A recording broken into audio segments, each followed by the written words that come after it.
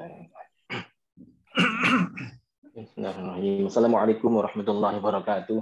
Waalaikumsalam. Bismillah, walhamdulillah, wassalatu wassalamu ala rasulillah, sayyidina Maulana Muhammad bin Abdullah wa ala alihi wa sahbihi wa mawalah. La hawla wa la quwwata illa billah. Wa qala rabbi syrah li sadri wa yassir li amri wa hlul 'uqdatam min lisani yafqahu qawli, amma ba'du. Ini saya hormati, kita akan lanjutkan ngaji kitab Risatul Ma'awana. Pada kali ini kita akan membahas tentang zuhud. Sebuah topik yang kayaknya itu hanya cocok untuk orang tua-tua. Orang muda-muda nggak terlalu cocok untuk bicara zuhud.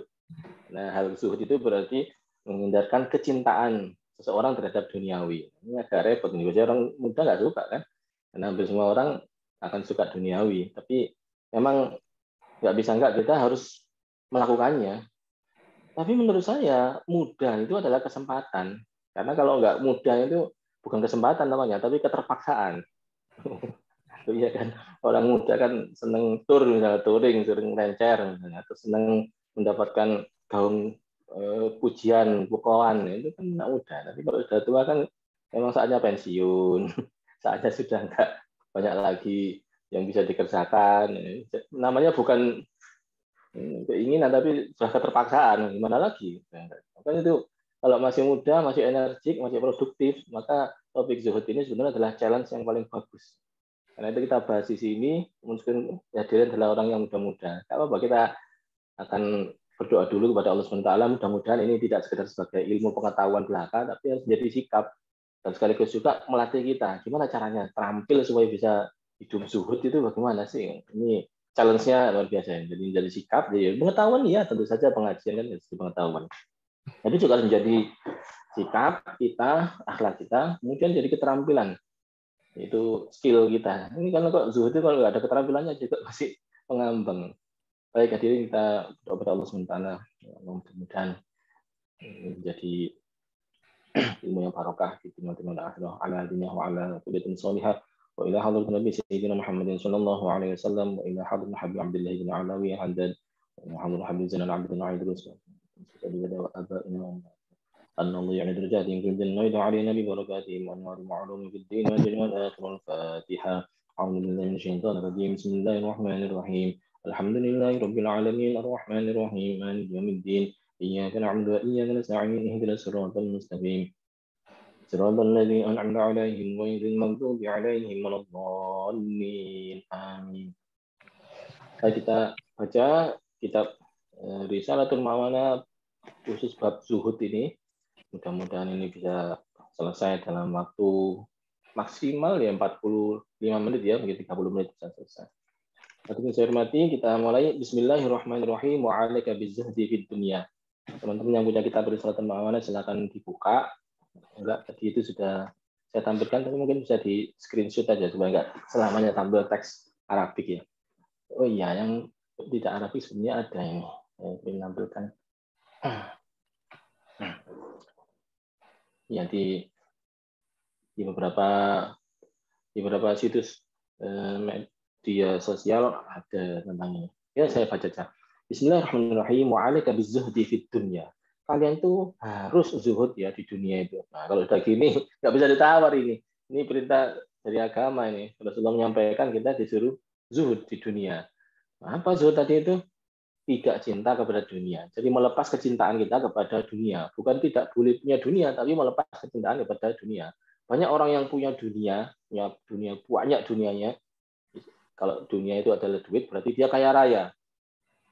Stok duitnya itu melimpah. Tapi dia zuhud. Tapi sebaliknya ada yang nggak punya duit, tapi nggak zuhud.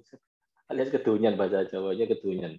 Ya matre ada dunianya dipikir itu duniawi, tapi nggak punya duit, itu tersiksa banget orang kayak gitu. Nah kalau zuhud itu adalah keterkenalan, apa istilahnya itu, orang yang terkenal itu artinya orang yang kepingin mendapatkan kedudukan di masyarakat. Ini juga menjadi tantangan. Jadi kepingin mendapatkan pengaruh di masyarakat, tapi dia tidak punya pengaruh. Nah ini kan dan sebaliknya orang yang tidak punya keinginan untuk menjadi berpengaruh malah mendapatkan yang mendapatkan pengaruh itu. Ini kemarin mohon maaf ini ya, ormas biasanya ya, atau ormas ya, ormas.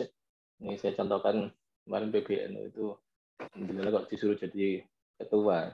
Ini ada yang guyon, padahal kan sudah datang untuk minta supaya tidak jadi ketua. Ya iya, makanya sudah datang untuk tidak jadi ketua agar tidak dipilih jadi pengurus, kok malah jadi pengurus. Terus sebaliknya yang minta-minta kok malah nggak jadi pengurus. Emang begitu.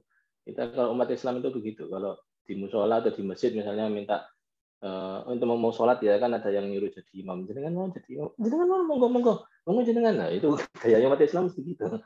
Untuk jadi pemimpin itu harus monggo-monggoan. Ya, untuk kasus tertentu sih, kasus yang lain ya, dalam saat tertentu kita memang harus melakukan yang terbaik, menyuruh, kita harus yang tampil ke depan.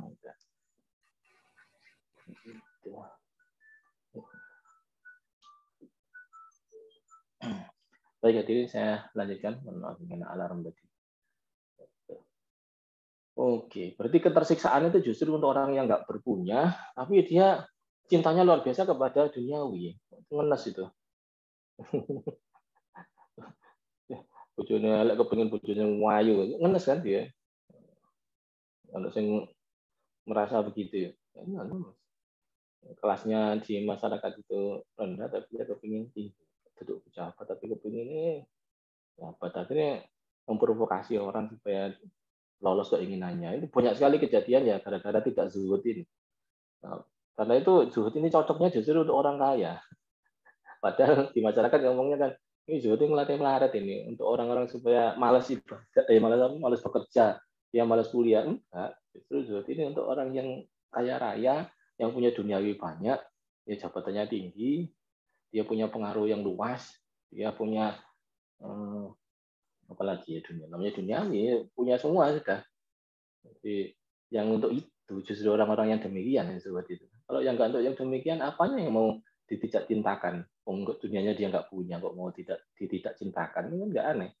Aneh kan ya? Aneh. Harusnya punya dulu baru tidak cintakan. Karena kalau sudah punya, itu challenge-nya gimana caranya supaya tidak merasa cinta. Apa bisa punya duniawi tapi tidak cinta? Banyak. Dan itu sering kadang-kadang ketemu orang yang kaya raya tapi hidupnya kok sederhana gitu.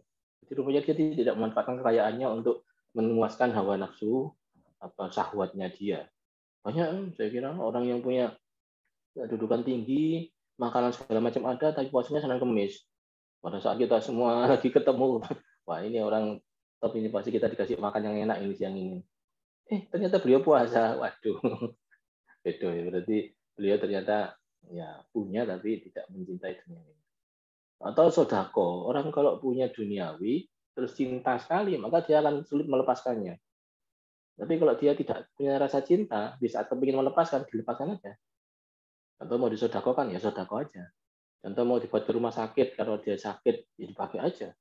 Contoh anaknya butuh biaya untuk pendidikannya ya dikeluarkan aja. Nggak diirit-irit, nggak dipelit-pelitkan. Karena dia tidak cinta. Itu bedanya orang cinta dan tidak cinta. Baik, saya masukkan kepada materinya. Bismillahirrahmanirrahim. Fa inna basyirus sa'adah wa madharul inayah wa imanul wilayah. Nah, Sayyid Abdullah Haddad mulai beli zuhud ini ada 3 macam cerita ya. Basyirus sa'adah itu artinya kabar kegembiraan, kebahagiaan. Yang kedua madharul inayah. Nah, yaitu adalah pada itu tampil terus menjadi apa istilahnya perhatian, madharul inayah. Jadi manifestasi atau bukti atau realisasi dari inayah, perhatiannya Allah tentu saja. Wah ini wilayah dan jadi indikator kewalian seseorang. Ini 3 keyword oleh Sayyid Abdullah Haddad ini. Saya coba cek satu-satu ya. Basyirus sa'adah ini kebahagiaan. Jadi dia membawa sinyal untuk menuju kebahagiaan. Orang kalau sudah berhasil melepas dirinya itu dari duniawi, itu indikator bahagianya orang itu. Kok bisa? Ya karena semua orang sumpah itu karena duniawi. Coba cek. Mana ada orang stres itu bukan karena duniawi. Coba cek. Atau kita sendiri. Kita pernah stres kan? Kita pernah capek. Kenapa kok capek stres? Ya takut dimarahi soalnya Pak. Oh berarti kamu takut dimarahi manusia. Bukan takut dimarahi Tuhan. Oh kenapa? Kok stres sekali? Ya karena ini rugi. Emang nggak rugi kenapa? Duitmu habis? Enggak.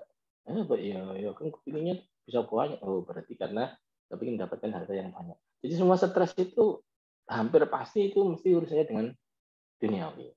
Ketidakbahagiaan seseorang itu pasti hubungannya dengan duniawi. Yang tidak dengan duniawi ada nggak? Misalnya orang stres karena mikirin alam kubur, kayaknya nggak ada ya. Orang stres karena tidak bisa khusyuk sholatnya, nggak ada gitu. Orang stres karena belum mencapai taraf yang bisa ketemu Rasulullah yaqozotan manaman misalnya ketemu lah dia dan manaman ketemu dalam mimpi.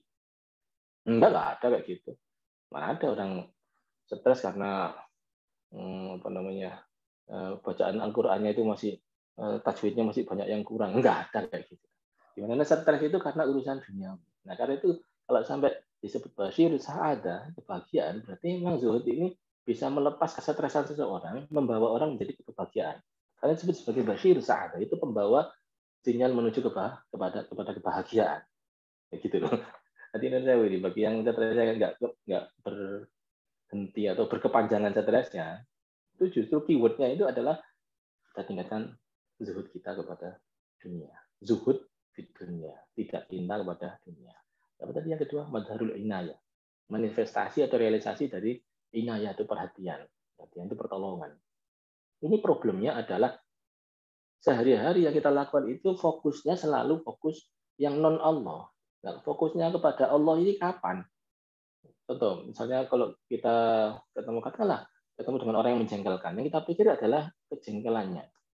Karakter orang itu yang bikin kita jengkel. Kita jarang berpikir bahwa Allah Ta'ala berkenan menciptakan makhluk ya seperti ini. Kok bisa ada orang kok sejahat ini? Ya Allah, Allah Ta'ala kok berkenan menciptakan orang seperti ini. Ini pasti untuk contoh ini. Contoh agar kita menjadi orang yang tidak seperti itu. Tapi kalau nggak ada contoh seperti ini, katakanlah iblis katakanlah ya iblis. Iblis diciptakan itu akhirnya menjadi contoh kita bahwa jangan sampai kita itu berkarakter seperti iblis yang sombong seperti itu. Jangan kita menjadi orang yang menipu seperti orang itu. Kalau kita coba lihat, berarti urusannya ketika memperhatikannya diberikan adalah makhluknya saat ini, bukan kepada Allah. Nah, kepada Allahnya sebenarnya beres semua itu. Kita lagi sakit pun, Allah Ta'ala memberikan sakit ini. Ini pasti ada penyebabnya, dan kemudian juga ada hikmahnya. Supaya saya tidak sampai kelayapan kemana-mana, supaya saya tidak sampai makan yang racun-racun itu. Ini mesti ada pertimbangan yang ujungnya adalah Allah SWT. Ini yang tidak bisa kita paksakan, tapi kita bisa kita latih. Mari kita latih satu persatu, terutama adalah perhatian kepada setiap karunia yang diberikan Allah SWT kepada kita. Nah, itu fokusnya harus dikonversikan kepada Allah SWT. Saya ini enteng berarti. Misalnya ada teman yang memilih ini mestinya prioritas A ini. Ternyata belajar dapatnya prioritas yang B. Itu pasti akan langsung fokus kepada Allah. Allah SWT menyuruh saya memilih yang B. Kenapa kok nggak A saja? Karena A itu bahaya untuk saya, tidak baik untuk saya. A itu jelek. Kalau saya kepingin enak hidupnya, itu milih yang B, jangan milih yang A. Nah, gitu. Itu sebuah positive thinking yang kita berikan untuk fokus kita pada Allah SWT. Gitu. Kok nggak? A kan lebih indah. Indah itu kan duniawi. Loh, A itu kan lebih kaya itu kan duniawi. A itu lebih menarik kan kita bisa naik pangkat. Ini duniawi. Jadi arah duniawinya itu bisa dipotong, digunting. Kalau saya kira enteng nanti. Bikin keputusan itu enteng. Ya, mohon maaf ya. Saya contohkan aja kalau duduk di kursi birokrasi. Saya merasakan langsung ya gimana kursi birokrasi itu. Ada orang yang datang dengan membawa pengaruhnya supaya kita mengubah sebuah keputusan yang hak. Diganti keputusan yang batil. Nah, kayak gitu itu mereka yang datang ini kan membawa duniawi. Nggak mungkin dia datang toko wong tok, nggak mungkin. Pasti bawa duniawi. Duniawi pertama mungkin duit. Ini duit ini, wah sekian ini, sekian. Nah, kalau orang yang sudah tidak punya rasa cinta dengan duit, enteng itu ngomongnya. Duh, saya ini di sini nggak nyari duit, Mas. Namun itu salah nawari kok duit. Itu tentang duit. Mungkin dia nggak tangan kosong tapi bawa jabatan. Mas, ini kalau ini Anda mau seperti ini, maka jabatan akan bisa tinggi. Tidak lama lagi Anda akan diangkat sebagai admin. Bawa pangkat nanti. Lu enggak, Mas, saya di sini tidak sedang mencari pangkat, tidak mencari jabatan. Ini ke sini adalah untuk menegakkan merah putih. Saya ke sini untuk membela fakir miskin. Saya ke sini untuk menjalankan ajaran Allah SWT. Saya di sini untuk bangsa dan negara. Saya di sini. Walhasil kalau sudah begini, kita bisa menggunting keinginan orang jahat itu. Nah, cara sembunyi akan lagi enteng sekali. Misalnya beberapa waktu yang lalu saya tahu ada beberapa orang, ya mungkin nggak banyak, satu dua orang yang super jahat. Nah, di sini cara orang menanggapi orang yang super jahat itu gimana? Ada yang ternyata masih munduk-munduk. Munduk-munduk itu apa ya? Begitu berpengaruhnya dia orang jahat itu. Sehingga orang pun jadi sungkan sama dia. Tetap walaupun sejahat itu. Saya heran, kenapa zaman kok bisa semunduk-munduk itu terhadap orang sejahat itu? Kenapa? Oh, ternyata ada urusan duniawi di situ yang bersambung. Tapi sebaliknya ada orang yang bisa menegakkan kepalanya, membusukkan dadanya, bisa bikin keputusan dengan setegas-tegasnya terhadap orang jahat tersebut. Kenapa? Karena kita nggak takut dengan duniawi tadi. Ini hadirin. Karena itu zuhud ini penting. Saya kenalkan kepada hadirin sekalian. Tentu saja sudah pada kenal kan. Mungkin kita tekankan hari ini. Walaupun masih muda. Kenapa? Karena muda itu meniti karir. Silakan karirnya di pegawai, karirnya sebagai pedagang, karirnya sebagai pejabat, karirnya sebagai guru dosen, karirnya sebagai apapun karirnya. Kesulitan ini penting. Saya masih ingat waktu itu ada orang yang memaksakan ini untuk tempat Bapak ini, fakultas Bapak akan kami berikan bantuan sebanyak ini. Tapi syaratnya begini, Pak. Ada syaratnya? Syaratnya begini. Nanti pas pengadaan, nanti kami yang ngatur, Pak. Loh, enggak boleh pengadaan ngatur. Loh, enggak apa-apa, Pak. Loh, enggak boleh aturannya untuk pengadaan. Ya, menurut aturan pengadaan barang dan jasa itu ada aturannya. Nanti harus ada ini pelelangan dan seterusnya. Enggak, kami yang ngatur nanti aman, Pak. Tenang aja. Apa coba yang ditawarkan dia itu? Ya, subsidi, bantuan dan semacamnya itu yang berupa dana segar yang akan diberikan kepada kita. Kalau seperti ini berarti kan tinggal kecintaan kita aja kepada si duniawi itu mau connect atau enggak. Kalau bisa kita gunting, klik, gampang sudah. Ngapain menjalankan perbuatan yang haram demi mendapatkan, kan sering diajari para ulama ya, zatul mafasid muqaddamun ala jalbil masolih. Jadi meninggalkan kerusakan itu harus lebih diutamakan daripada meraih kemanfaatan, kebaikan, kesolehan.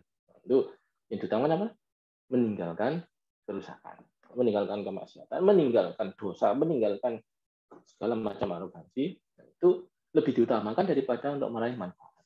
Memang ada duit dana itu bisa ada manfaat, tapi dengan melaksanakan itu berarti ya, tadi melanggar banyak sekali peraturan perundang-undangan, melanggar integritas moral, idealisme dan sebagainya. Itu pelanggaran itu justru berat. Apalagi melanggar kemanusiaan.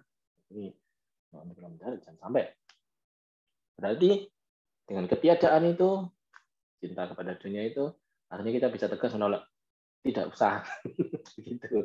Ya mungkin caranya aja yang perlu diatur supaya tidak sampai menyinggung. Walaupun maling yang nggak boleh disinggung perasaannya ya. Walaupun maling tidak boleh disinggung perasaannya. Ini bagian nggak punya itu tadi duniawi agak sulit mencerna ini. Kan tadi belajar zuhud itu justru pada yang punya banyak duniawi.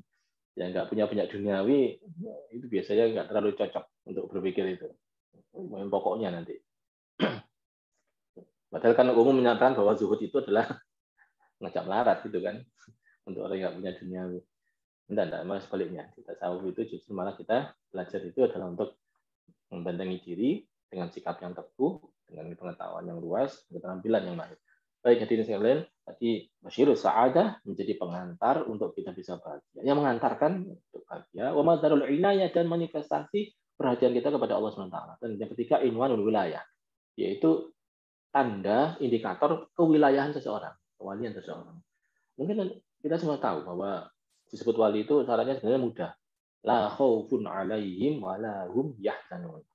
Yang penting itu nggak punya rasa sedih, nggak punya rasa takut.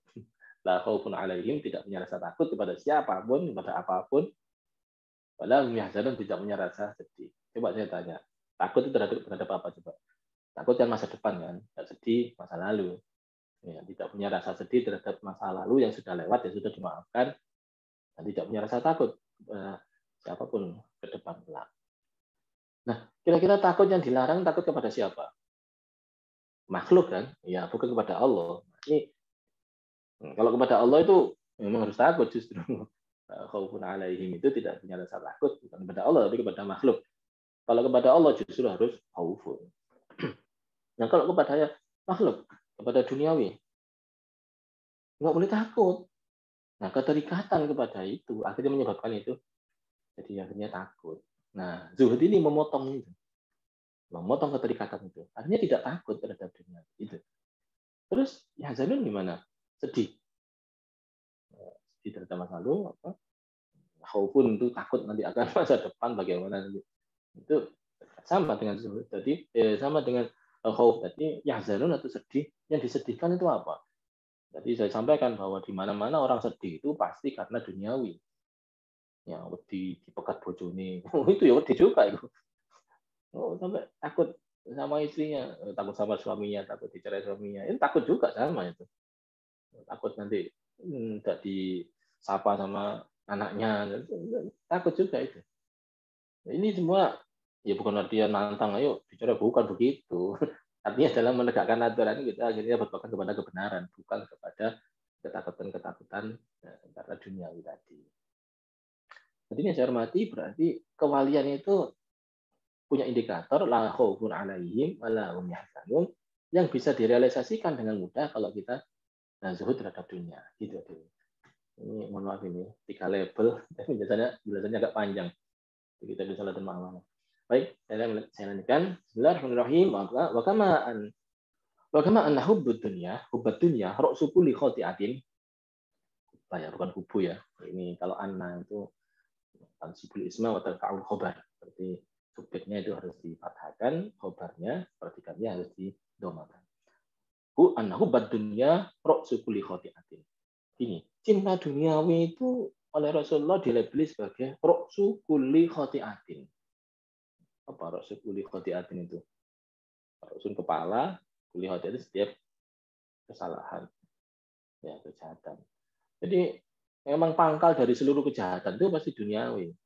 Orang korupsi itu yang dikorupsi apa? Ya duit. Itu namanya duniawi. Orang sampai gegeran berantem antar ini antar itu, berurusan berantemnya urusan tanah. Nah, tanah ya duniawi. Berantem ramai sekali. Urusan tanah ya duniawi. Itu sampai ada kerusuhan-kerusuhan itu. Oh iya, soalnya mau ada pilkada itu calon A sama calon B itu bentrok. Oh itu berarti karena kepingin tahta. Ya itu duniawi juga. Maka karena kecintaan terhadap duniawi akhirnya mengorbankan kemanusiaan, mengorbankan hak kewajiban orang lain, mengorbankan segala macam itu jadi kuli khotiatin tadi bersumber pada kecintaan kepada duniawi. Jadi mohon ya kita harus berlatih ya termasuk diri saya sendiri supaya tidak ada hubud dunia. Punya dunia boleh tapi hubud dunia nggak boleh. Cinta dunia nggak boleh. Punya dunia boleh. Karena cinta dunia tadi roksu kulli khotiati.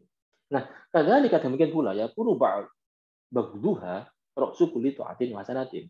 Ini sebuah kesimpulan yang belum saya temukan. Ini saya tabel tadi yang baru menemukan. Ya dia tidak ditampilkan di banyak tempat. Kalau hubudnya roksu kulli khotiatin kan sering ya kita dengar. Tapi saya tabel ini punya temuan yang bagus ini. Invensi, inovasi.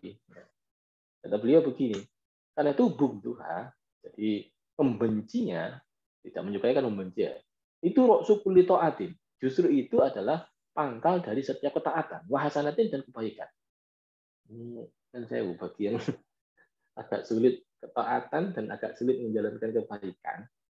Itu sama supaya gampang, karena pangkal dari bisa taat, bisa hasanat itu adalah jadi bugduha, membenci duniawi. Itu bisa dibenci. Yo, misalnya naik mobil sangat mewah ya.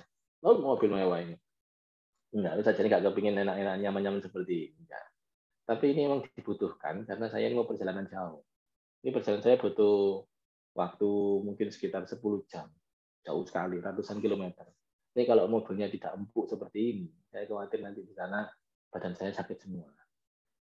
Akhirnya dengan mobilnya lumayan empuk ini, nyaman ini, jadi tidak sampai sakit semua badannya. Saya kira para kiai itu banyak yang mobilnya mewah-mewah itu. Saya ya, mohon maaf ini. Kadang terbersit pikiran kok bisa sih kemewahan kayak gitu itu keduniawiannya tinggi banget. Belum tentu nanti itu, jangan sampai kita seudon. Kita tahu beliau-beliau biasanya punya jadwal perjalanan yang jauh-jauh dan lama-lama serta berat-berat. Kan masuk ke dusun-dusun ya. Tahu nggak ya kalau masuk ke desa itu kadang kan jalannya makadam gitu, beronjal-beronjal. Bagi yang punya Pajero punya ini kan lumayan itu enak, bisa menanjak dan seterusnya. Nah kalau gitu memang dibutuhkan.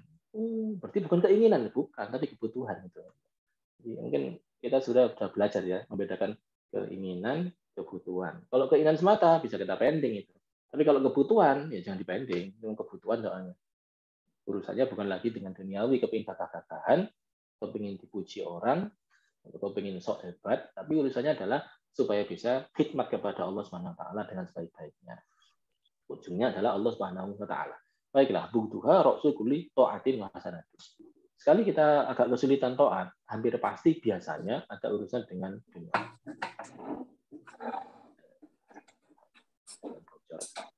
Kita tunggu ya. Baik, saya lanjutkan. Bahwa sekali kita ternyata sulit taat, sulit melakukan kebaikan, hampir pasti hubungannya dengan duniawi. Ini misalnya ribut dengan family, dengan saudara. Cuman kok ribut dengan saudara? Lebaran nggak ketemuan. Kenapa? Itu menjengkelkan sekali. Saudara saya yang satu itu. Kenapa? Coba diceritakan. Ini kan tanah warisan dulu kan segini, itu sebagai itu kan.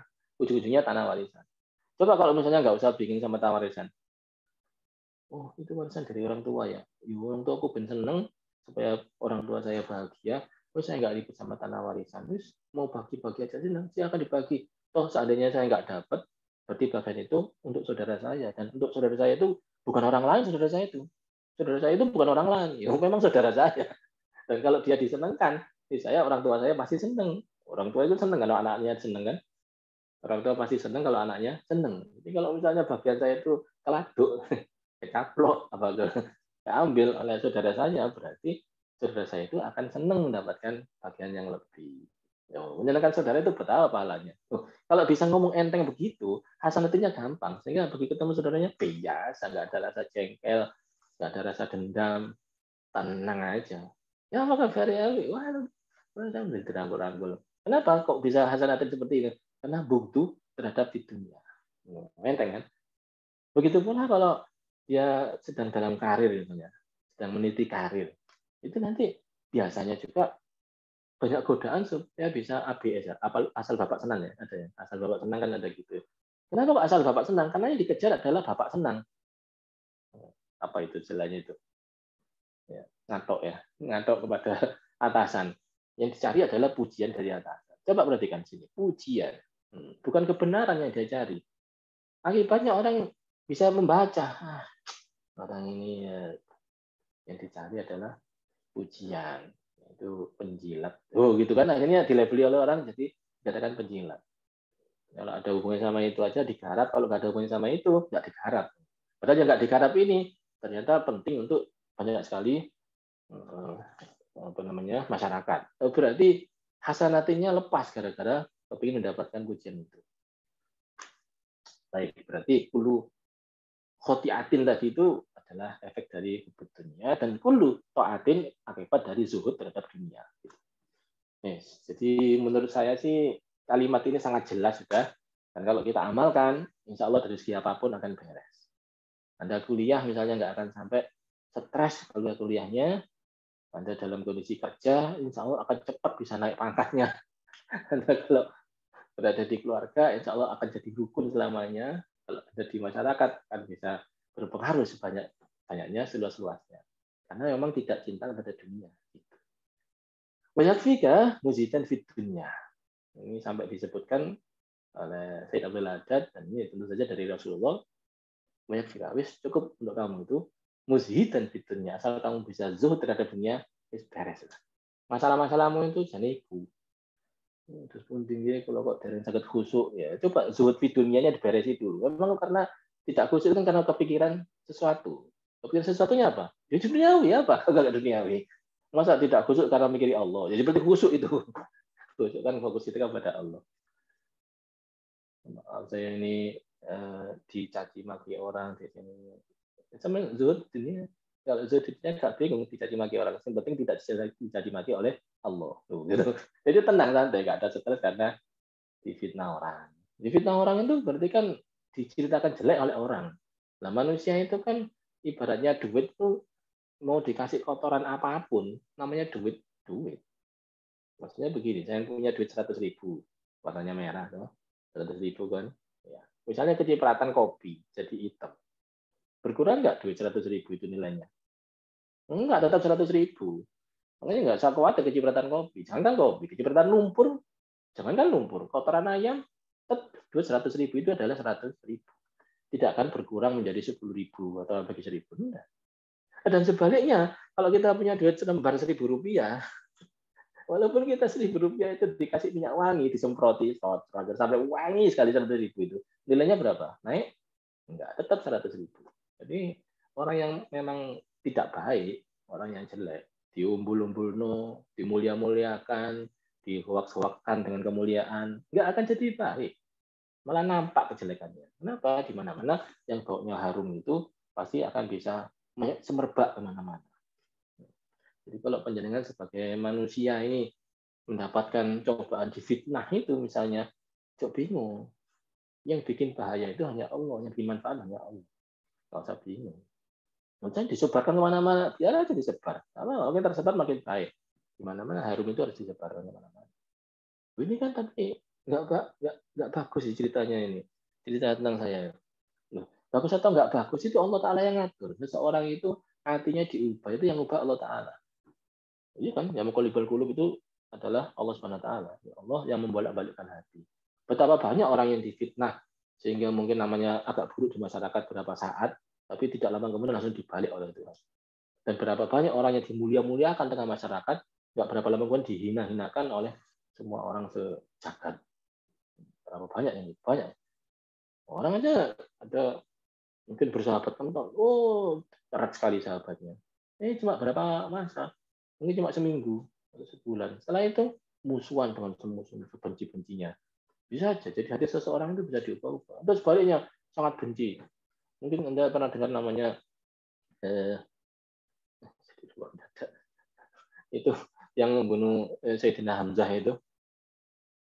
Siapa namanya? Ya, ada seseorang yang disuruh membunuh Sayyidina Hamzah. Terus setelah dibunuh kan dimutilasi Sayyidina Hamzah itu.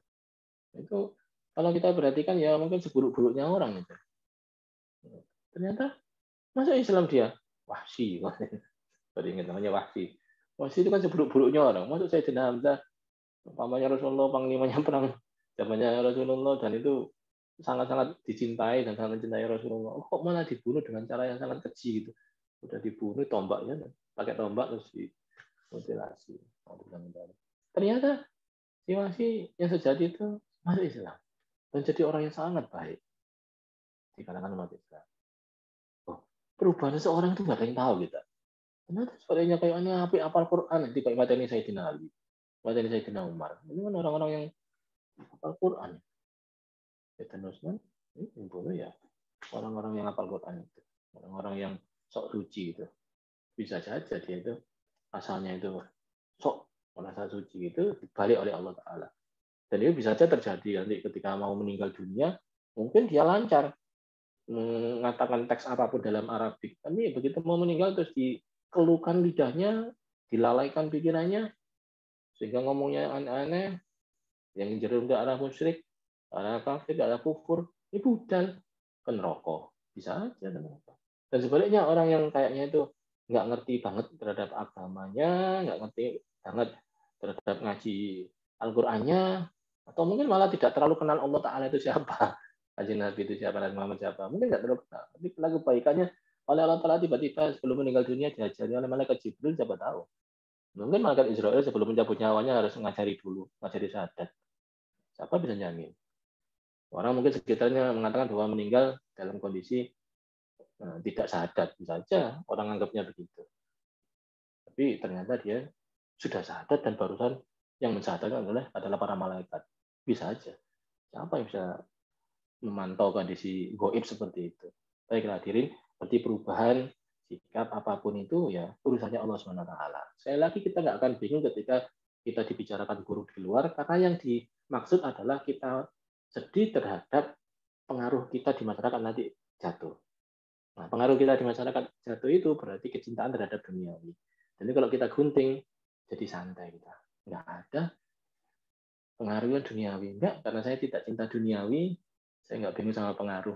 Mau pengaruh jelek, pengaruh baik, nggak ngurus. Yang penting saya menegakkan hak. Santai kalau begitu. Nggak ada rasa stres. Demikian akhirnya. Wakfika buzitan. Karena itu Rasulullah menyampaikan, udah cukuplah kamu itu masalahmu selesai. Rasulullah bisa zuhud aja. Rasulullah menyampaikan, saya tidak pernah menyampaikan kepada kita pesan suci ini. Bahwa yang penting kamu itu zuhud di dunia. Nah, Allah Ta'ala samaha fi iddati mawadhi'i min kitabil aziz mata'ul ghurur. Karena duniawi itu di berbagai ayat Al-Qur'an sering disebut oleh Allah SWT dengan istilah mata'ul ghurur. Mata'ul ghurur ini apa? Ya tipuan. Karena dia tipuan, perhiasan yang menipu. Hiasan yang menipu itu berarti koyok hiasan tiba-tiba bukan. Contoh lagi fata morgana. Kalau kita nyetir mobil di kejauhan, misalnya di jalan tol, lihat di depan sana, ada airnya banyak sekali. Setelah kita nyampe di dekatnya si air tadi, ternyata itu adalah aspal. Ya, mata ulur juga itu. Kayaknya hiasan, kayaknya kenyamanan, kesejukan, tapi begitu didatangin, ternyata bukan. Itu hiasan yang menipu. Dunia seringkali disebut di dalam Al-Quran sebagai mata ulur. Ini ya iyalah, kita kan kadang-kadang merasa bahwa aku ini nek wis munggah pangkat pasti aku akan bahagia. Kayak aneh kan? Coba munggah pangkat temenan. Ya tambah kayak tugas sih. Makin tinggi pangkatnya, makin banyak tugasnya, makin berat bobotnya, makin stres untuk anaknya. Itu gimana-mana mesti ngiring itu. Nanti kalau sudah punya duit saya kan bisa nanti mau lagi ini banyak ini. Ternyata apa? Setelah punya duit banyak tadi, kebutuhannya pun meningkat. Nah, itu disebut dengan gururnya di situ. Karena itu kita harus pandai manage ini sendiri. Gimana caranya? Kalau kita perhatikan, indah sekali, yaitu memotong kecintaan terhadap dunia. Mau ke dokter berobat, enteng kok, nggak eman kok sama duniawi, ngetor duit. Sama kok nggak berobat, kenapa? Eman dokter mahal ya. Terus golek haludok aja, biar murah. Begini, penyakitnya berat ya bagi haludok. Ya kayak agak ringan nggak apa-apa. Kalau berat banget untuk haludok, butuh dioperasi kok nang haludok. Baik hadirin. Pelitan seseorang terhadap duniawi itu menandakan betapa cintanya. Nggak pelit.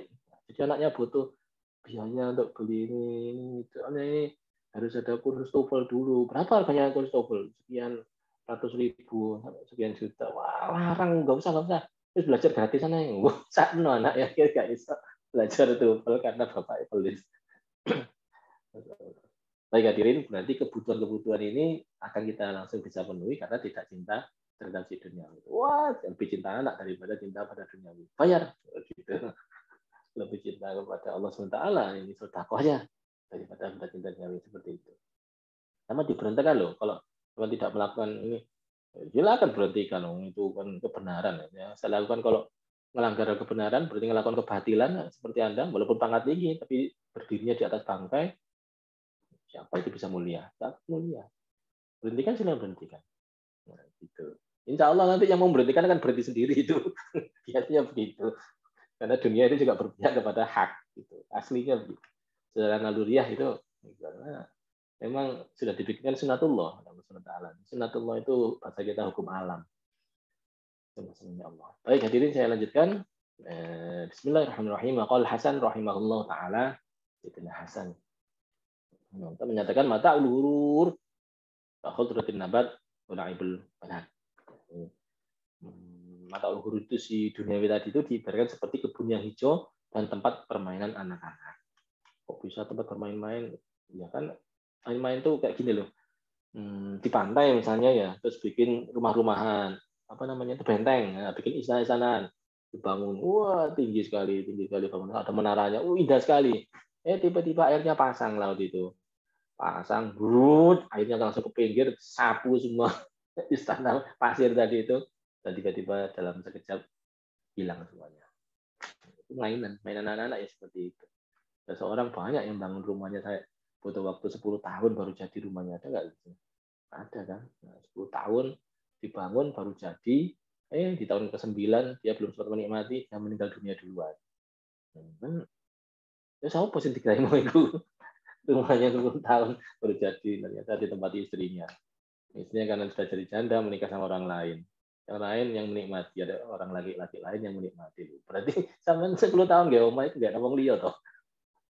Ya, itu model-model seperti itu adalah disebut sebagai tempat bermain-main atau mata ulur tadi kayaknya. Baik hadirin yang hormati, kita sudah ke model pemodelan dari dunia ini tadi bentuknya seperti apa. Wa qala Syekh Abu Thalib Al-Makki rahimahullah taala, mata'ul ghurur ismun lil jifah al-muntaninah. Faqad hasanallahu taala ad-dunya fil lahwi wal la'bi alladzina la yaltafit ilaihima aqilun wa la ya'ju 'alaihima illa kullu wabiyyin jahilin. Ada yang bocor. Nah, oke. Ya, ini kan Sayyidina Hasan dan tadi Syekh Abu Thalib Al-Makki menyatakan bahwa mata'ul ghurur itu ada ismun, nama lil jifah untuk bangkai. Jadi ini problem kita ini kadang-kadang tidak bisa menganggap mana itu yang sebetulnya makanan lezat dan mana yang bangkai. Kalau Sayyidina Abu Bakar itu menganggapnya ada dunia jifah. Sayyidina Abu Bakar begitu, melihat dunia itu jifah. Karena itu waktu ditanya oleh Rasulullah, kita sedang butuh dana nih ya untuk acara agenda kita. Nah, di sini kan ada perang gitu yang besar, butuh dana banyak. Sayyidina Umar datang, ya, baik Rasulullah, ini saya bagi dua harta saya, separuh untuk disedekahkan fisabilillah ini, separuh untuk saya dan keluarga. Ini sudah luar biasa, mana ada sedekah kok separuh. Namun pernah ada sedekah separuh? Perapat tidak pernah. Separuh, jadi sudah separuh dari penghasilan dan separuh dari aset ini sebagai luar biasa bagus. Jadi kita tanyakan Sayyidina Abu Bakar bagaimana? Sedoyo ya Rasulullah. Wabeh. Jadi semua Sayyidina Abu Bakar disedekahkan. Ketika ditanya, loh, sudah kok wabeh sih? Dunia ini loh ya, duniawi itu jifah. Jifah itu keluar dari Sayyidina Abu Bakar yang awal-awal menyatakan dunia jifah. Itu jifah itu adalah bangkai. Bangkai kok adik dibagi-bagi luru barang. Bangkai kok dicicipi barang. Terus PPN bangkai kok gitu. Itu saya tidak bakar itu kalau bicara tentang duniawi. PPN wes. Bangkai adik dibagi luru barang. Enggak. Ini problem kita adalah belum bisa menganggap duniawi itu sebagai bangkai. Seperti saya tidak bakar As-Siddiq radhiyallahu anhu. Kita kadang mengidola Sayyidina Umar, kita mengidola Sayyidina Abu Bakar, tapi ternyata kita tidak bisa meniru sikap beliau yang bisa menganggap dunia seperti bangkai. Ini yang problem kita justru dilatih semacam ini. Tapi kalau orang ternyata bisa menganggapnya sebagai bangkai, sehingga dia tidak punya kecenderungan keberpihakan kepada duniawi itu, maka dia bisa menekuni profesinya dengan sejujur-jujurnya sangat baik-baiknya. Karena profesinya itu sudah ada SOP-nya, ada jaminan, ada aturannya. Kalau dia tidak melaksanakan itu, maka dia tidak profesional.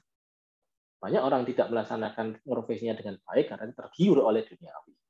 Tadi diulangi, oleh duit, oleh pangkat, oleh ini, pengaruh, oleh dan sebagainya. Hanya tidak profesional lagi. Ya, menurut saya problem kita karena cinta kepada dunia tadi. Sehingga profesionalnya jadi jatuh. Karena itu begitu tidak cinta lagi, makin profesional. Karena makin profesional, berarti makin hebat dalam menekuni profesinya. Begitu. Saya lanjutkan di dalam kitab Sayyid Abdullah Al-Fat ini disebutkan bahwa waqad hasanallahu taala ad-dunya billahi wal la'ib. Sungguh Allah taala mengkategorikan dunia ini termasuk lahu dan la'ib. Nah, itu sia-sia ya. La'ib itu adalah mainan. Memang sekedar mainan belaka ditinggal. Udah soro-soro ngumpul tak jadi ditinggal.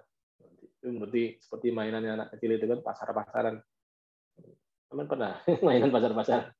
Ibu-ibu biasanya waktu masih muda, masih kecil. Ini iris-iris, ini adalah kayak pecel ya, pecel godong. Atau anak-anak main-main apa di rumahnya sama teman-temannya. Tiba-tiba bapaknya datang, wes main sekolah lagi, biar tendang ini rusak semua. Itu berarti kan memang seperti mainan. Nah, ditoto-toto, tiba-tiba waktunya sekolah, berangkat. Karena itu orang yang punya akal itu pasti tidak akan tergiur kepada duniawi. Karena orang-orang akal pasti yang dipikir adalah substansi. Substansinya ini apa? Dia menganalisis orang punya akal itu. Wala yarju alaihima illa ghobiyyin jahil.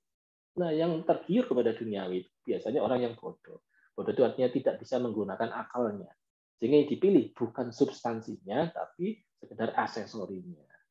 Nah, menurut saya ya, dekorasi aksesori ini seringkali lebih menggiurkan daripada substansi. Pentingnya, nilai penting dari sebuah masalah. Menurut saya kita kan nggak bisa bedakan kadang ini substansi ya sekedar dekorasi atau aksesori. Yang aksesori dianggap sebagai substansi, yang substansi malah tidak dianggap. Ini loh, yang penting itu anakmu bahagia, ini keluargamu bahagia, ini penting ya. Yang ini cuma aksesori ini, ya diberikan penghargaan itu aksesori. Ini banyak orang tua menginginkan penghargaan yang banyak kepada anaknya. Anaknya dilatih ini, suruh ikut itu, macam-macam sampai punya banyak sekali, tapi anaknya stres. Indonesia ya, kadang-kadang itu bimbel berlipat-lipat. Ya cuma bimbel A, bimbel B, bimbel C, kadang-kadang si guyur itu paksa. Gak kau berdulina, gak kau belajar berbahasa yang baik, gak kau bisa ibadah, gak kau ngaji kitab kuning.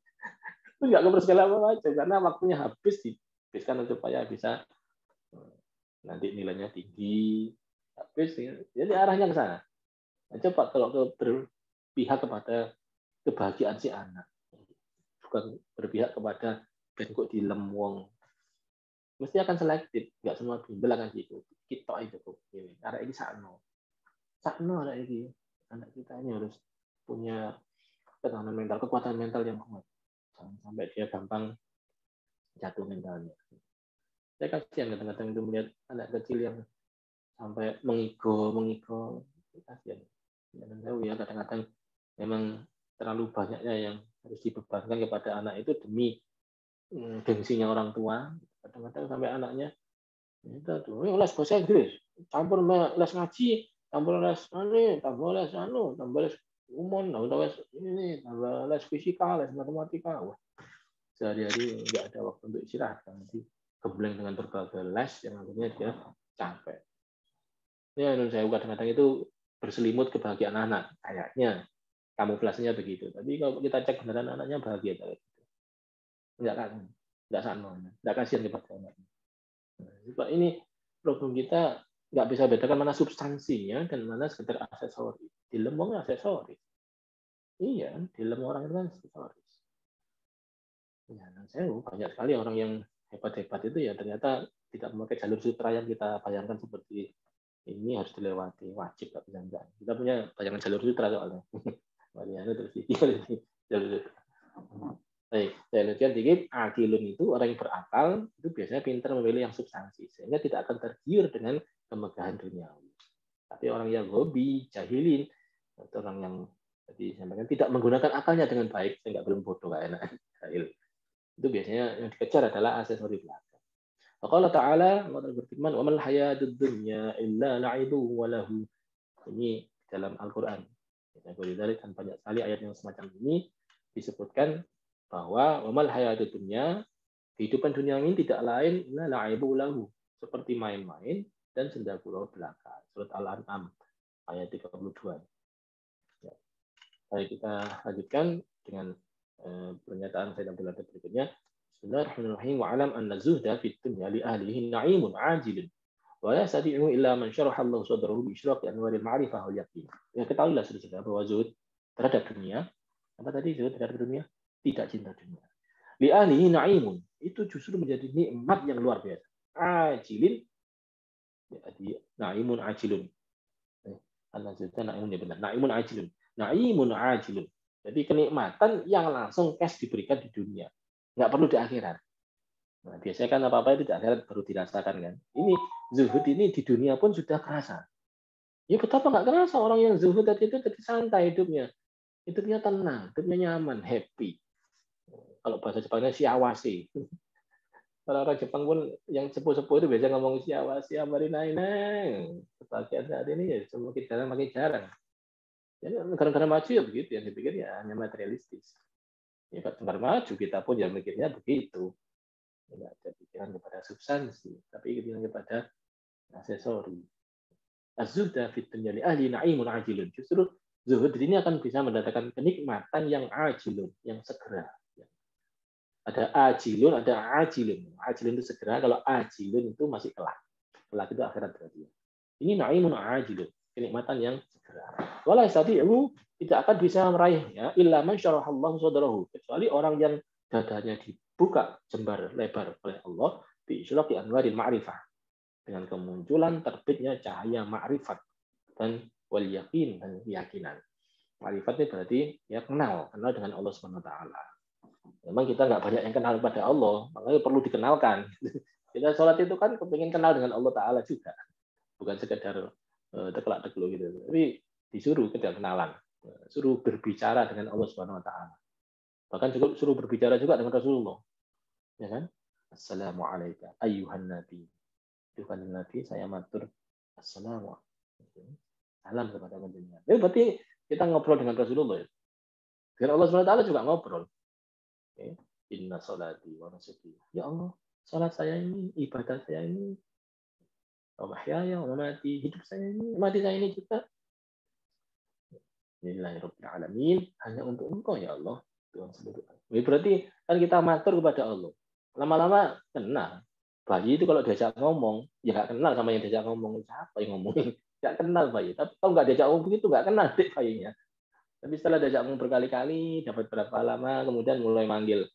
Mama, papa, boleh kenal mana ibunya, mana bapaknya, kenal kan? Orang lain nggak dipanggil mama, berarti si bayi tadi lama-lama kenal. Nah kita kadang seperti bayi yang belum kenal. Nanti kalau sudah diajak ngomong terus-menerus, ya lama-lama akan kenal. Nah ini orang punya ma'rifat itu punya pengenalan kepada Allah. Wal yakin, dan punya keyakinan.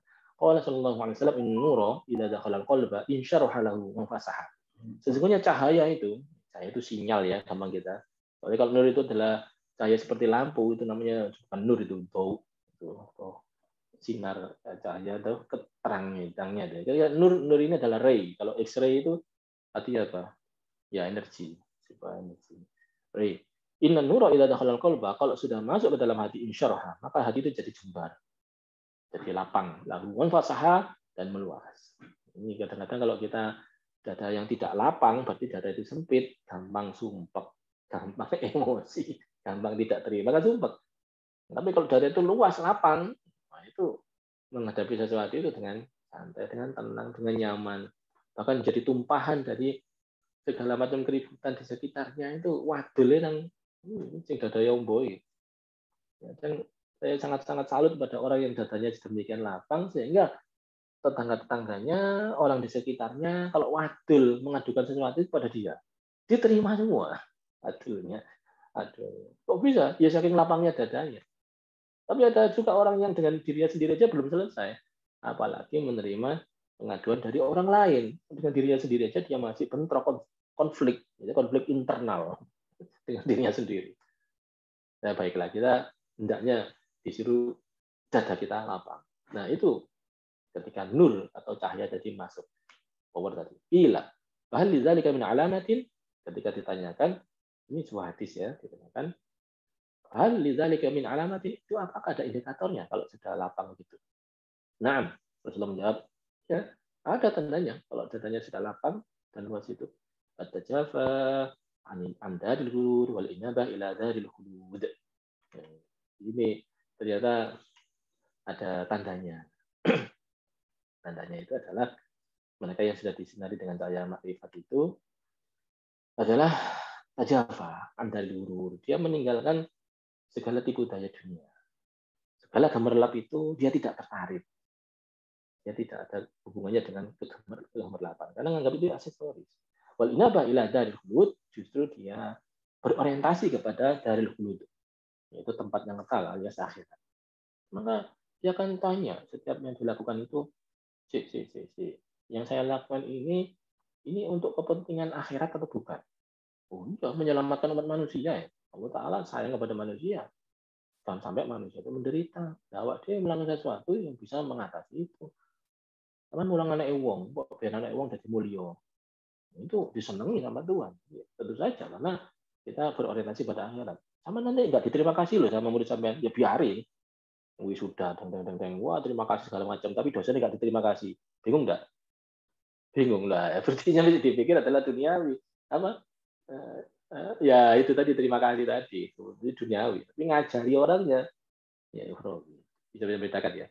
Jadi biar aja dia syukuran sama nggak diteri, nggak apa-apa. Itu kan bagian duniawinya. Ya, tajafa. Terhadap itu dia tidak terpengaruh. Tapi inabah orientasinya justru dari hulud. Alhamdulillah, wis iso nyeneng wong. Alhamdulillah sudah berhasil memuliakan anaknya orang yang manusia berarti kan. Maka disebutkan Rasulullah sallallahu alaihi wasallam az-zuhadu az-zuhada fid dunya tarihul qalbi. Kalau orang berhasil di dunia maka hatinya akan jadi longgar, santai, tenang. Al-badanu badannya akan jadi sehat. Ya, sewu, orang-orang yang sakitnya berat-berat itu kenapa coba?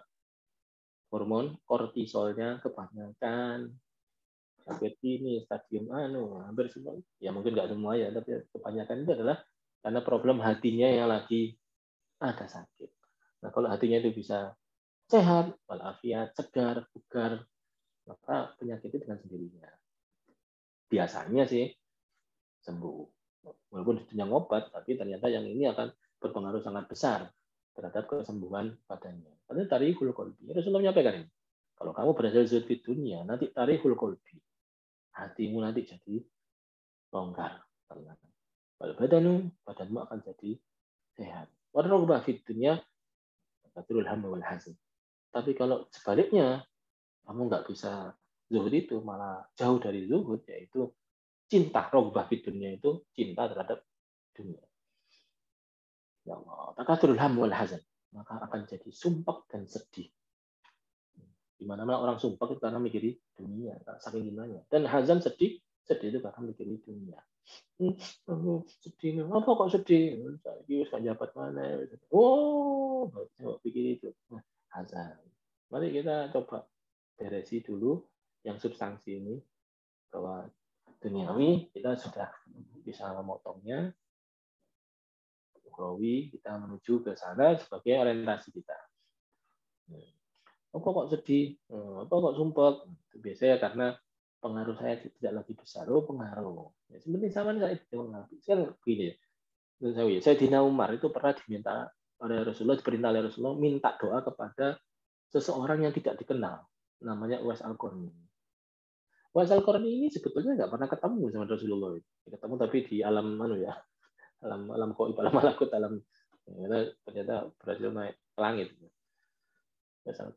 Tapi ternyata secara fisik nggak pernah ketemu Rasulullah. Tapi tahu betul namanya. Dan orang nggak ada yang tahu. Karena itu Sayyidina Umar begitu jadi khalifah itu kalau ada orang sawan tanya, kamu dari mana? Dari Al-Qarni ya? Buatan aja. Oh ya sudah. Kamu lagi dari itu. Kamu dari Qarni? Buatan terus itu sampai suatu ketika, iya dari Qarni. Oh iya dari Qarni. Kamu kenal orang namanya Uwais? Ditarik. Ternyata nyari sulit. Begitu ketemu, Uwaisnya ternyata emang ya wali sembunyi ya, master ya. Wali master nggak nampak sebagai wali. Nah, Sayyidina Umar, ini pertemuan kita yang terakhir, jangan ketemuan lagi ya. Gitu malah. Saya nggak pengennya pengaruh itu. Tapi kalau dari segi pangkat, Rasulullah itu meminta Sayyidina Umar minta didoakan kepada Uwais Al-Qarni. Mandi berarti kan dengannya Uwais. Sampai Sayyidina Umar pun disuruh minta doa. Jadi bisa aja kewalian seseorang itu, pangkat seseorang di hadapan Allah itu tinggi banget, meskipun berbeda kedudukan. Artinya ini kedudukan duniawinya tinggi banget, ini kedudukan duniawinya rendah banget. Tapi ternyata di hadapan Allah mereka punya level yang sama, bisa jadi. Itu saya ya, mungkin di suatu kampus katakanlah ya, ada seorang pimpinan yang sangat tinggi, kepala biro atau rektor begitu, di situ ada seorang yang mungkin tukang sapu. Ternyata di hadapan Allah dia misalnya ada sama. Atau bisa juga malah yang mulia ini atau yang mulia itu yang itu. Bisa aja kita nggak tahu. Direktur perusahaan, wah ternyata kalah pangkat sama bawahan yang paling rendah di situ. Oh, ini bisa jadi hanya beda ini. Nah, sini ternyata lebih bermanfaat. Misalnya yang mohon maaf ini kadang-kadang ada security yang dianggap remeh sama orang ya, ternyata di rumahnya dia punya asuhan anak yatim di situ misalnya. Berarti dia punya kontribusi besar adalah seorang anak manusia yang tidak punya bapak, punya ibu, dia ternyata yang ngalamun. Berarti kan dia punya kontribusi besar ini. Khairun nas anfa'uhum linnas. Bisa saja ini punya pangkat yang sangat tinggi di hadapan Allah dibanding orang lain di tempatnya bekerja. Itu saya sering dengar cerita seperti itu, punya asuhan banyak di rumahnya. Demikian hadirin, izhad fidunya yuhibbukallah. Ditegaskan oleh Rasulullah, justru kamu kok zuhud di dunia, maka kamu akan dicintai oleh Allah. Ini rada angel, nyari dicintai. Ini kok mencintai sih banyak. Kamu cinta pada Allah, ya. Tapi kamu termasuk kekasihnya Allah bukan. Nah ini yang untuk berat. Nah inilah izhad fidunya, orang yang zuhud terhadap dunia itu dicintai oleh Allah SWT. Kita belajar dicintai, sehingga nggak bingung diomeli, nggak bingung diamuk bojo, nggak bingung. Mesti dipentingkan substansinya. Dirungokno. Ya jelas ngamuk bayaranmu tak pira dan tiga bojomu mek titik. Padahal beliau istri untuk kepinginnya ya bisa belanja ini belanja itu tidak terpenuhi, bahkan untuk kebutuhan sehari ini mungkin kurang.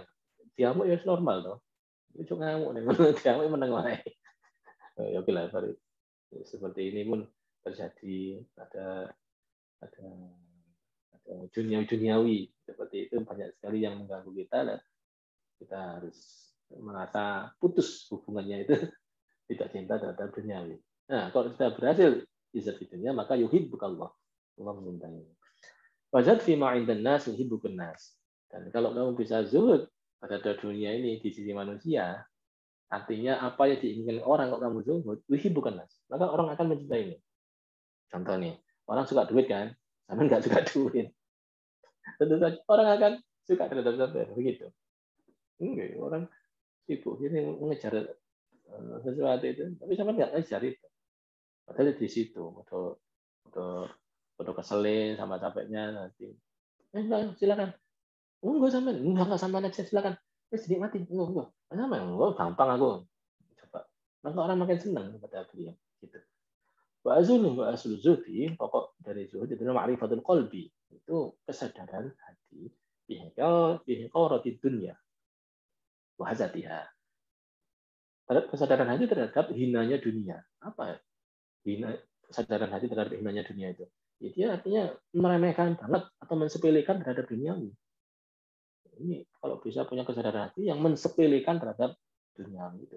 Ini sudah berhasil ya zuhudannya. Wa annaha law kanat tuzannu alai anillahi janahun ba'udat ma saqaw kafirun minha syurbatan ma'an. Wa anna mal'unatan mal'unun ma fiha illa ma kana Allah minha.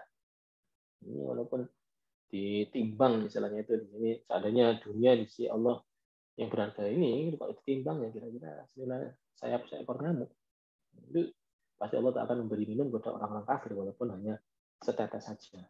Ya, maksudnya itu orang kafir itu nggak akan diberikan kalau di akhirat ya berikan itu kenikmatan itu. Di Al-Quran surat Yasin ada kita seperti itu juga dan kita menganggap sebetulnya itu sebesar ini duniawi itu sebenarnya tidak ada apa-apanya di hadapan Allah SWT. Wa anna man akhadha minha fawqa ma yakfihi akhadha hadfahu wa huwa la yash'uru. Dan orang yang memiliki kepentingan dunianya melebihi keperluannya, maka secara tidak sadar ia telah mendekatkan diri pada kebinasaan. Karena keperluan manusia itu kebutuhannya itu hanya sampai sekian aja. Tapi kalau melebihi dari itu kecintaannya akan mulai muncul. Jadi karena kecintaannya. Wasamratu hadil ma'rifah al-maqsuda minha arkul maili ila dunya batilan wa tarku tana'um bi syahwatiha zahiran. Sekarang kita cek samrohnya itu apa, hasilnya itu apa, atau impact ya, outcome. Outcome-nya apa dari zuhud ini? Kalau sudah, tarkul maili ila dunya. Orang itu jadi meninggalkan kecenderungan terhadap dunia. Jadi meremehkan terhadap dunia, batinan. Wa tarku tana'um bi syahwatiha zahiran. Itulah batinnya, lahirianya. Lahirnya itu orang itu meninggalkan tana'um bi syahwatiha. Tana'um syahwatiha itu menikmati syahwat dengan syahwatnya. Berfoya-foya, bahasa kita berhura-hura. Nah, tidak mungkin ada orang zuhud kok berhura-hura, itu nggak mungkin. Hura-hura yang dihura-hurai apanya? Oh, dia itu nggak ada hubungannya, nggak terkoneksi dengan dunia kok hatinya. Dirinya iya terkoneksi dengan dunia, tapi batinnya tidak ada koneksi kecintaan dengan dunia. Wa atina darajatu zuhdi alla yaqu bisabi bidunya fi rukubi ma'siyatin wala fi tarki ta'atin. Nah, kalau saya sudah masuk zuhud itu minimal kalau sudah masuk pintunya zuhud, terendahnya derajat terendah zuhud itu apa? Derajat terendah zuhud itu adalah la yaqau bisa dunia, tidak sampai terjatuh karena duniawi fi rukun maksiatin, dalam pelanggaran kemaksiatan. Wala fitar kitaatin, atau meninggalkan kewajiban. Sampai meninggalkan kewajiban karena duniawi. Iya, nah, itu masih perlu. Tapi kalau bukan karena duniawi, karena ukhrawi, ada tuh. Kadang-kadang orang itu kenapa kok nggak wudhu? Soalnya airnya saya minumkan ke hewan ini, ada kucing, ada anjing, ada kehausan. Nah, coba saya tanya, kalau ada anjing kehausan, ini ada air, cukup untuk wudhu, tapi cukup kalau nggak untuk wudhu, cukup untuk minum anjing. Kalau menurut fikih yang didahulukan yang mana? Anjingnya, ya, anjingnya, bukan wudhunya. Nah, itu karena memang agama kita membela kemanusiaan. Nah, karena kita menginginkan air itu untuk kepentingan kita ibadah, itu disalahkan, harus ngurusi si anjing itu. Baik ya, ketaatan itu ditinggalkan gara-gara duniawi. Nah, itu salah. Berarti kalau dia berhasil tidak sampai jatuh kepada kemaksiatan karena duniawi, itu sudah derajat zuhud yang paling rendah. Sudah berhasil masuk pintunya zuhud, yaitu nggak bakal bermaksiat karena duniawi dan nggak bakal meninggalkan ketaatan karena duniawi. Wa ala darjati. Sekarang kalau levelnya tertinggi apa? Ala darjati Allah yattakhidha minad dunya syai'an. Dia nggak mau ngambil dunia ini sedikit pun, hatta ya alama, kecuali dia tahu yang anak akhidahu ahabu ilallahi, kecuali dia tahu bahwa itu disukai oleh Allah. Minta daripada meninggalkannya. Ambil ya. Ambil aja Pak, silakan. Gimana ya? Saya itu sebenarnya nggak bakal kepingin ini. Tapi saya kepingin menyenangkan tuan rumah. Ambil dia. Maka. Coba sama sebelahnya. Oh, wis suwi gak mangan ini enggak. Iki ono wah asik ini. Jadi sama-sama makan dua orang ini. Satunya makan karena kelaparan atau kelaparan. Ya, yang tadi wah wis suwi iki. Saya kepingin sekali. Satunya lagi makan karena nyenengkan tuan rumah. Beda kan? Beda. Yang ini tuh dia ngambil. Kenapa ngambil? Karena dia tahu itu ahabu ilallah, disukai oleh Allah. Minta daripada dia nggak ngambil itu. Katakan orang disukai, buatan, di dahar, belum pun dahar kok. Sing dia kan sudah masak segitu banyaknya kok disodorkan dia nggak mau sama sekali. Kecewa kan? Kecewa. Sok suci. Buatan, kalau pun dahar. Ini sama cicipi lah. Itu menyenangkan tuan rumah. Ya, ini di sini kalau dia ngambil sesuatu itu karena Allah menyukainya. Menyukai dia untuk mengambilnya. Meskipun kalau dia sendirian gitu aja, dia nggak kepingin ngambil itu. Jadi karena untuk ini dicintai oleh Allah SWT, dia ngambil itu. Wabain hata ini ada derajatnya derajat katsiran. Dan antara derajat yang tertinggi zuhud ini dengan derajat terendah itu masih banyak lagi derajat yang cukup banyak, yang sangat banyak. Dan itu derajat terendah tadi yang penting sama nggak maksiat gara-gara duniawi. Dan derajat tertingginya macam jupuk tak ngambil sesuatu pun kecuali yakin bahwa itu memang diperintah oleh Allah, itu adalah mendatangkan cintanya Allah. Yang terakhir, walizahidi as-sadiq alamatu minha, orang yang sudah betul-betul zuhud itu ada tandanya. Pertama, la yafrahu bil maujud. Orang itu tidak merasa gembira terhadap yang maujud. Dapat sesuatu atau tidak dapat sesuatu tidak merubah kegembiraannya. Dia selalu gembira kepada Allah. Dapat atau tidak dapat, ketemu atau tidak ketemu, dikasih atau tidak dikasih, dia tetap gembira. Di sini senang, di sana senang. Wala yahzanu 'alal mafqudi minad dunya. Dan dia tidak sedih terhadap yang hilang dari dunianya. Terhadap yang sirna dari dunianya. Ketika ditinggalkan, dia tidak merasa sedih. Wa minha alla yashghiluhu talabud dunya wa tamattu biha amma huwa khairul lahu 'inda rabbih. Dan dia tidak akan bisa sampai disibukkan mencari duniawi atau berhura-hura terhadap duniawi itu, sehingga amma huwa khairul lahu 'inda rabbih, sehingga dia luput dari seharusnya mendapatkan karunia dari Tuhan. Selalu yang dipikir adalah nikmat di sisi Tuhan itu lebih utama. Walal akhiratu khairul laka minal ula. Yang dipikir adalah kenikmatan di sisi Tuhan. Yang di saat ini, enggak, itu kalah pangkat itu. Itu gimana caranya orang sampai lebih mencintai akhirat daripada dunia itu. Nah, ya contohnya beginilah, ini ada duit ya, tapi kalau kamu ambil duit ini mendatangkan azabnya Allah, karena ini adalah duit haram. Oh, mau aku duit haram? Nggak ada yang tahu kok. Ini semua nggak ada yang tahu. Dan ini sah nih, bisa di SPJ-kan. Kasarnya ini bisa di SPJ-kan. Nah.